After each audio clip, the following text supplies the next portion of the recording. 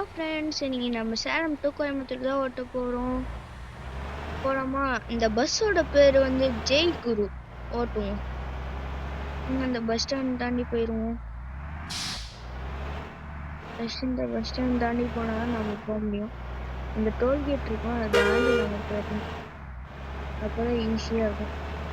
ஆனால் பிடிச்சி வச்சு அப்படியே திரும்பி போயிடலாம். என்னங்க இது வழி இவ்வளோ சின்னசா இருக்கு.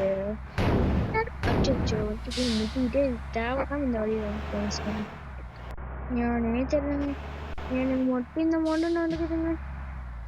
எனக்கு மட்டும் இந்த மொண்டை நடக்குது தெரிய மாட்டேங்குது. சுற்றி வெளியே போகும்.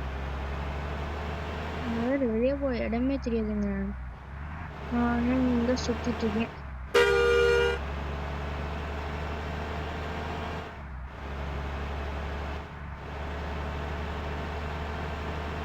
போய்கிட்டே இருக்கும்.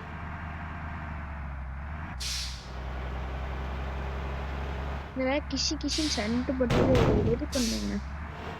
அவங்ககிட்ட கொடுத்தா வெளியாக மாட்டேங்குது. மழை வேற ஆரம்பிச்சிருச்சா. இன்னைக்கு நம்ம போயிட்டு மட்டும்தாங்க. நம்ம நல்ல நேரம், நம்ம கெட்ட நேரம் ஆரம்பிச்சு போச்சு. மழை பெஞ்சாலே நம்மளுக்கு இது உள்ள வச்சா கண்ணு தெரிஞ்சது. நம்மடா வச்சிருந்தோம் பாத்தீங்களாங்க. ஏமாண்டா வந்து ஓட்ட தெரிஞ்சா வந்து ஓட்டுங்கடா டே. இல்லடா பஞ்சாயத்துக்கிட்ட வந்து ஏன்னா ஓட்டவே தெரியாதா? சரி வாங்க நாம கிளம்பலாம். அவனுக்கு என்ன பிரயோஜனம்? ஓட்ட தெரியாம என்ன வந்து ஓட்டினேன் நீ அவனதான் பார்த்துக்க. நானே போயிட்டு இருக்கேன் வந்து முட்டானா. சரி விடுங்க, போனா போட்டு கழிச்சு விட்டுருங்க. நாம இப்போ போயிட்டே இருக்கேன்.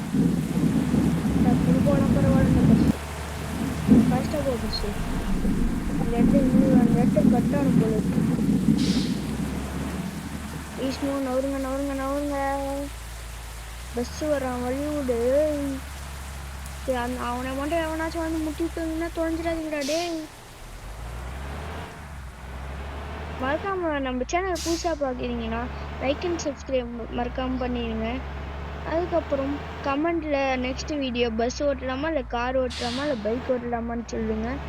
சரி, இப்போ நம்ம பஸ்ஸை பார்க் பண்ணிட்டு நாம கிளம்புவோம். ஒரு குட்டி தூக்கத்தை போடும்.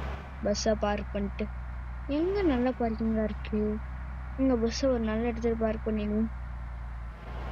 வருங்கடாடே பார்க் பண்ணுவோம். பார்க்கிங்